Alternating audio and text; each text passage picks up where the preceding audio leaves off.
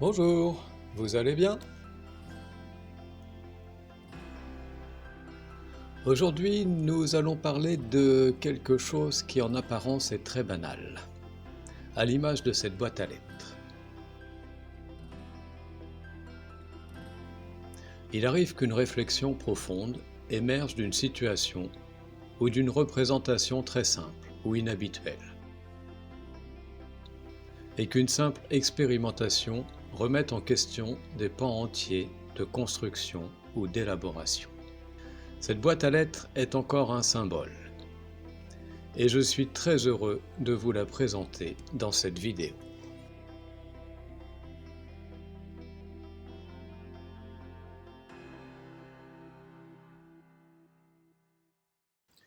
Je voudrais revenir sur la notion de retournement. Ce n'est pas quelque chose d'abstrait, c'est une expérience largement partagée. Le premier retournement est celui qui précède la naissance et qui nous fait entrer dans un autre monde. La symbolique du retournement consiste à présenter son dos au monde d'avant et à faire face au nouveau monde. Certains sont comme des mues nécessaires à notre croissance. Ce retournement porte plusieurs noms et plusieurs interprétations. Retournement de l'intelligence, conversion, métanoïa, repentir, retour à soi, connaissance de soi. Apocalypse signifie aussi retournement, dévoilement, révélation. Il s'agit dans tous les cas d'un retour, suite à un éloignement. Cela me fait davantage penser à un retour à la maison, à un repositionnement, qu'à une soumission ou un châtiment. Le terme métanoïa vient du grec. Il est composé d'une préposition signifiant ce qui dépasse, englobe, met au-dessus, et du verbe percevoir, penser, et signifie changement de vue ou changement de regard, qui voit la pensée et l'action se transformer de façon importante, voire décisive. J'ai appris, et je cite d'autre part, que Carl Gustav Jung, dans la psychologie analytique, utilise le terme d'individuation pour désigner une transformation de la psyché, par une sorte de guérison initiée par des forces inconscientes. Il s'agit d'une transformation complète de la personne, transformation qui ressemble beaucoup à celle qui se passe à l'intérieur d'une chrysalide.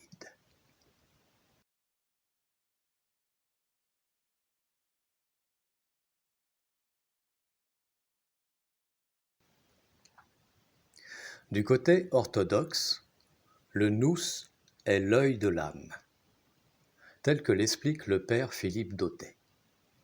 Il semble avoir des éléments communs avec le logos stoïcien, en tant qu'il s'agit d'une faculté de conscience de soi.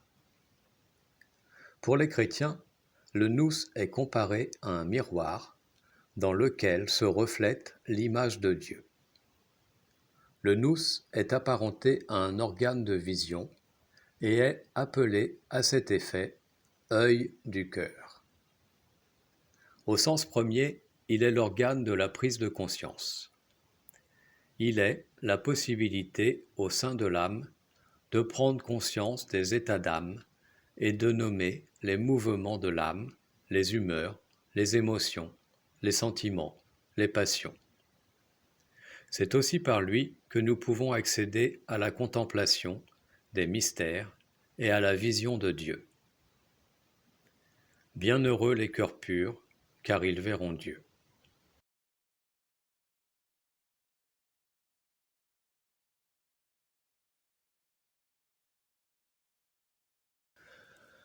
Dans les extraits que je viens de citer, je m'aperçois que retournement et regard sont assez liés. Changement de vue, changement de regard, œil du cœur, œil de l'âme. La vision, le regard ou la cécité sont souvent évoqués dans les textes sacrés. Paul est un bel exemple de retournement. C'est aussi lui qui fut envoyé pour rendre la vue. Je t'envoie afin que tu leur ouvres les yeux, pour qu'ils passent des ténèbres à la lumière. Cela ne veut pas dire qu'ils étaient tous non-voyants et que Paul avait un super pouvoir. Il paraît que l'œil éclaire le corps. Dans l'évangile de Matthieu, il est dit « L'œil est la lampe du corps. Si ton œil est en bon état, tout ton corps sera éclairé. Mais si ton œil est en mauvais état, tout ton corps sera dans les ténèbres. Si donc la lumière qui est en toi est ténèbres, combien seront grandes les ténèbres ?» C'est aussi le cas dans les sermons de Maître Eckhart, où il y a finalement, et bien souvent, une invitation à retourner son regard vers l'intérieur, vers le cœur, plutôt que la raison. Maître Eckhart dit « C'est aussi là-dedans, au centre de ton être. Tu en es fait. Mais la réponse est dans le vide et le silence du cœur, pas dans le plein de ton esprit et ses concepts. »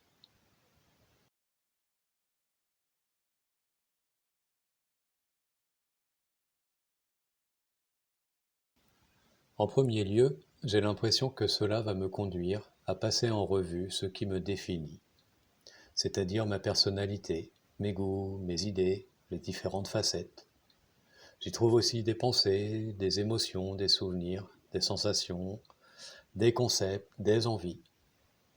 Je connais très bien tous ces aspects, mais peuvent-ils me définir?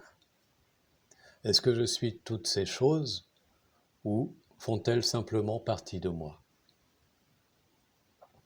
Cela me semble trop changeant. C'est comme si j'avais assemblé toutes mes expériences passées comme des perles pour en faire un collier et que je m'identifiais à cela. Est-ce possible de voir ce qui se passe à l'intérieur, trouver l'essence, la substance originelle, d'observer ce qui ne change pas? Ce qui est sûr en tout cas, c'est que personne à part moi ne peut me dire ce que je vois, ce que je suis, ou ce qui est contenu ici. Et même si quelqu'un le pouvait, ce serait un regard extérieur, teinté par un ressenti personnel. Non, ce qui m'intéresse, sachant qu'il s'agit de moi, c'est d'en faire l'expérience moi-même. Alors, qui suis-je en profondeur? J'ai remarqué dans le silence qu'il était possible d'être spectateur de ce que je perçois. Comme si je voyais mon personnage et tout ce qui le constitue graviter autour de... Impossible de mettre la main dessus. Ça ressemble à la force centrifuge qui projette les ressentis et tous les concepts à l'extérieur, libérant ainsi un espace vierge. Je me demande si ce n'est pas l'expérience des derviches tourneurs d'ailleurs. Quel soulagement de faire cette expérience. Il y a donc bien quelque chose en moi qui est capable de se dissocier de ce contenu et de l'observer. La seule chose qui pourrait s'apparenter à cela ressemble à une conscience plus profonde, qui ferait que tout le contenu précédent ressemblerait à un état de surface dépendant de tant de facteurs extérieurs. Ce n'est pas du tout ce que je ressens. Je ressens au contraire une stabilité qui n'est pas forcée, une force de gravité qui étrangement produit une légèreté sereine, où tout ce qui me définit semble s'envoler. Ce qui, au lieu de provoquer une angoisse, apporte une reconnaissance nouvelle et bien plus large de ce que je suis.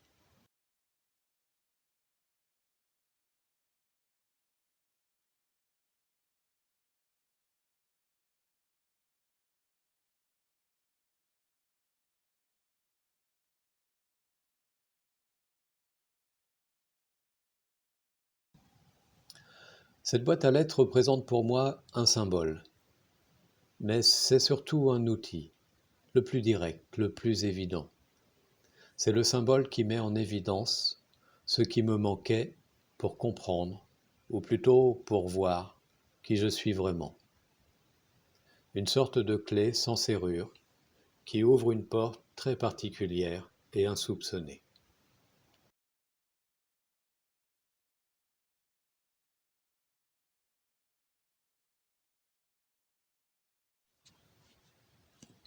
Selon Plotin, le retournement de l'attention est la clé et le cœur de tout enseignement spirituel. Voilà ce qu'il faut faire. Ramener la conscience à sa propre source. Dans les Énéades, il dit encore ceci. Mais, regardant vers l'extérieur, dans la direction opposée à celle de l'origine à laquelle nous sommes suspendus, nous ignorons que nous sommes un, comme des visages tournés vers l'extérieur, qui, à l'intérieur, se rattacheraient à un sommet unique. Mais, si quelqu'un pouvait se retourner, soit spontanément, soit parce qu'il aurait la chance d'avoir les cheveux tirés en arrière par Athéna, il verrait Dieu, et lui-même, et le tout.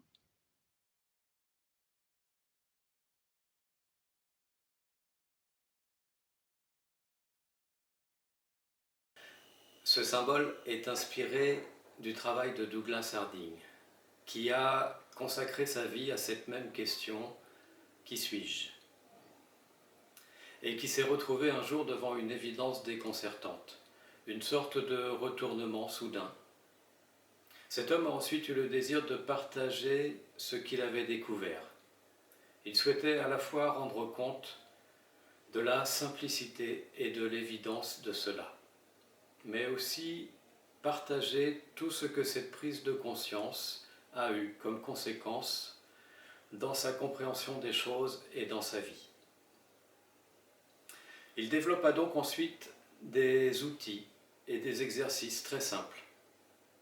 Dans ce travail, il a aussi découvert que cette prise de conscience correspondait à ce que d'autres chercheurs de vérité avant lui avaient expérimenté et indiquaient dans leurs enseignements et dans les textes qu'ils ont laissés. Tous pointent bien dans cette même direction. Ce qui est le plus intéressant à mon sens est que ce qu'ils partagent est à mettre en pratique, à expérimenter, et surtout ne concerne que la personne qui souhaite vérifier par elle-même et pour elle-même. Ce que j'ai appris avec Douglas, c'est qu'il y a effectivement une chose que je n'ai encore jamais fait. Je n'ai jamais vérifié par moi-même ce que je suis vraiment.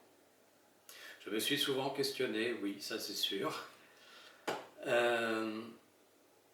mais je me suis contenté de ce que je voyais et j'ai tout basé dessus, même ce qui me concerne au plus près. Ma vision est à sens unique, comme tous mes sens, ils sont tournés vers l'extérieur. Ce qui me manquait, c'était une approche directe, une simple indication, et surtout un moyen de vérifier par moi-même. Voilà qui résume tout le travail de Douglas Harding. Et voilà ce qu'il a proposé de tester à tous ceux qui avaient l'audace de vérifier par eux-mêmes et pour eux-mêmes. Rien de plus que cela. Ensuite, chacun est seul juge. Prenant mon courage à deux mains et bien décidé à vérifier par moi-même, j'ai suivi les exercices qu'il indiquait. Le processus est donc le suivant. Retourner mon attention à partir de ce qui regarde. Ce n'est pas les yeux qui font ce travail, mais l'attention. Autrement dit, qu'est-ce qui regarde? Cela peut s'appréhender de différentes manières. Dans la première version, il est possible de le faire tout seul. Parfait, me dis-je, je vais commencer par ça. Suivant les indications, il s'agit dans un premier temps de pointer avec son doigt ce qui se trouve devant moi et d'en faire l'inventaire.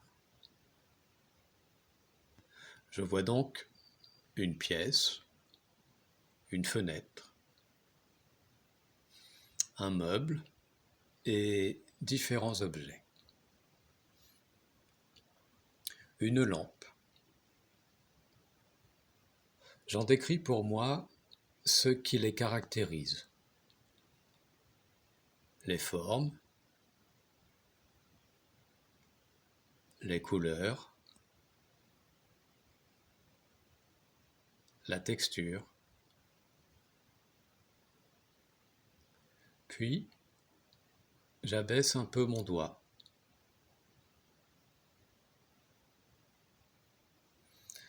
Un sol, un tapis. Tout ce que je vois est différencié, indépendant. J'en arrive à des pieds. Ok, je les décris aussi.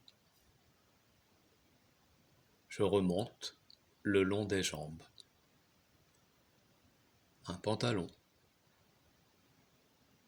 Une couleur. Une texture. Une main apparaît. Je décris tout cela et j'en arrive au torse.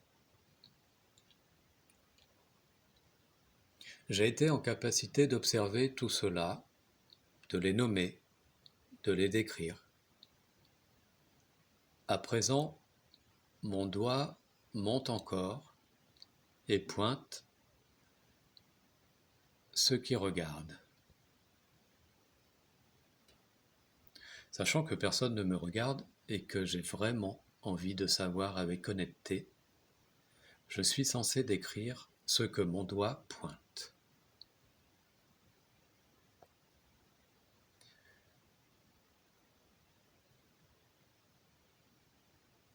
Mes premières convictions s'effritent rapidement, ne tenant pas devant ce qui est mis en évidence. Est-ce que cela a une forme? Une couleur? Une texture? Je suis un peu désemparé. Tout ce que j'essaye de décrire repose sur une conviction, sur une pensée, sur ce que je crois qui se trouve ici.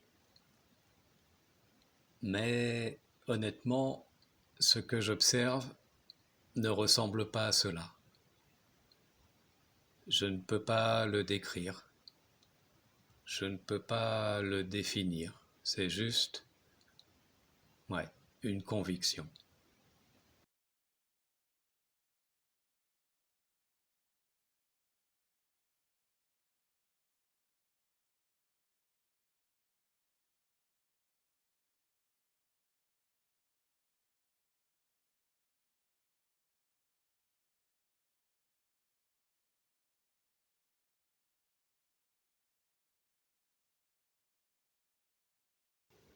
La seconde proposition est un face-à-face à deux personnes. Douglas proposait de le faire avec un sac ou une feuille de papier enroulée de la taille d'un visage. Chacun se place aux deux extrémités. La boîte à lettres a cette même fonction, à deux en ouvrant le fond, ou tout seul en plaçant un miroir au fond. Cette fois, seul le visage est l'objet d'étude. Je regarde donc le visage en face de moi. Et, pareil que précédemment, j'en fais l'inventaire, décrivant les différents attributs qui le constituent. Les matières, les textures, les formes, le nombre, etc. la personne en face fait de même.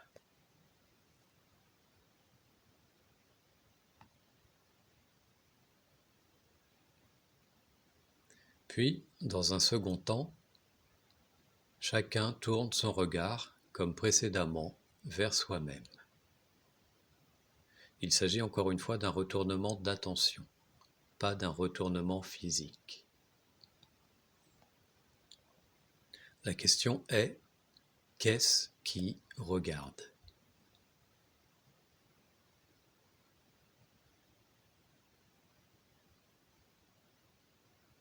Est-ce que ce qui est ici est la même chose que ce qui est en face ?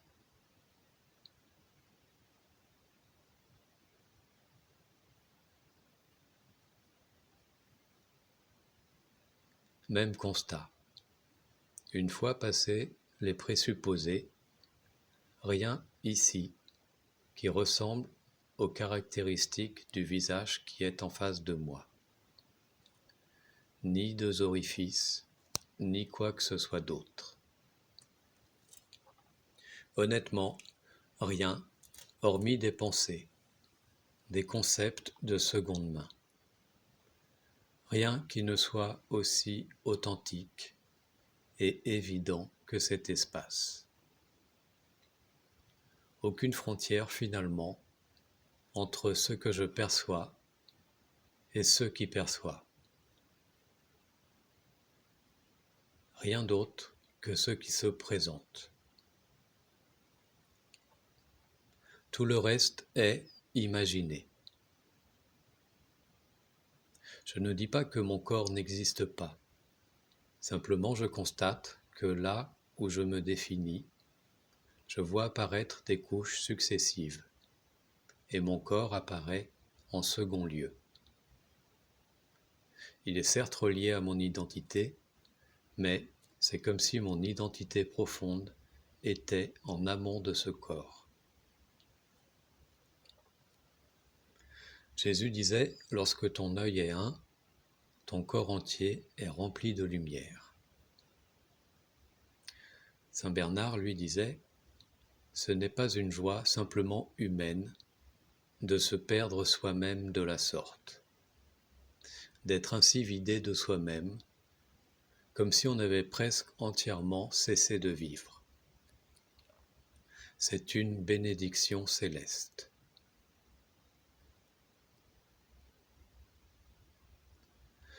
C'est comme un passage secret, ou bien le fait de passer au travers du miroir.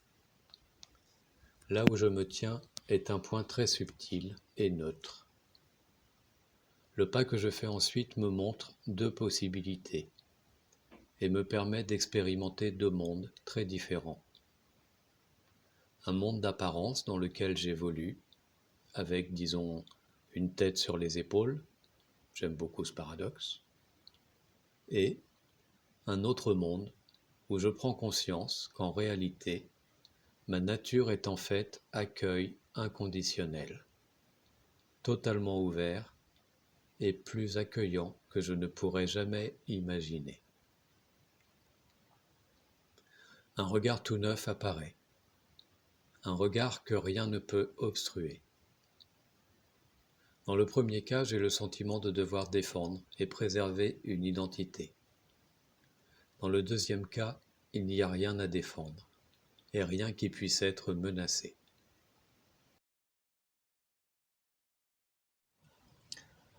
J'imagine que là, on pourrait se dire, bon, ok.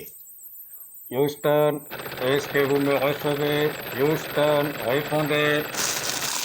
Houston, nous avons un problème. Je crois que là, on l'a définitivement perdu. Qu'est-ce qu'on fait?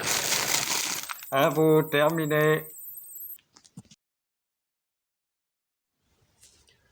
Ceci est en réalité la voix du mental, de l'ego, qui s'inquiète de la tournure des choses et qui sent qu'il commence à être démasqué. Cette introspection est un fil d'Ariane. Il en existe plusieurs pour remonter à la source. L'ego a toujours fait en sorte que j'aille le moins possible fouiner de ce côté. C'est pour cela qu'il jette des cailloux à droite et à gauche, pour que mon regard reste fixé sur l'extérieur. Cette prise de conscience de ce qui se trouve en amont révèle aussi ce qu'est l'amour véritable. Dans la vision dépourvue de centre, tout est accepté et rien n'est menacé. C'est comme une conscience que rien ne vient perturber et, qui n'étant pas menacée, accueille toute chose. Dans les Upanishads, il est dit « La peur naît lorsqu'il y a un second ». Je remarque dans cette expérience que l'amour véritable est une ouverture incroyable qui n'est possible qu'en mon absence. Même si je deviens le plus aimant, le plus charmant, le plus prévenant, je n'arriverai jamais à ce niveau d'authenticité, d'honnêteté, d'abnégation véritable, de transparence. Aime ton prochain comme toi-même. J'ai beau essayer, j'en suis incapable. Seul ce regard me permet d'expérimenter une telle approche, et cela sans effort. Je suis celui qui est me fait aussi fortement penser à cela. Tout cela ne tient qu'à ce point central. Chacun est le seul à l'appréhender.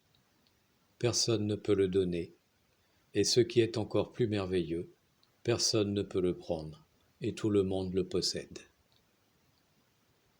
Les plus grands sages pointent cette direction.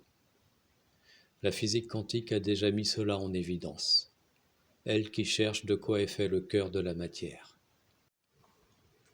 Sachez qu'au plus loin de la galaxie, les chercheurs aboutissent à un vide. Il en est de même pour toute matière, y compris nous-mêmes. Une fois passés les cellules et autres atomes, le chercheur aboutit à un vide. Et quoi de plus ouvert, de plus aimant, que ce qui se dissimule dans ce vide apparent?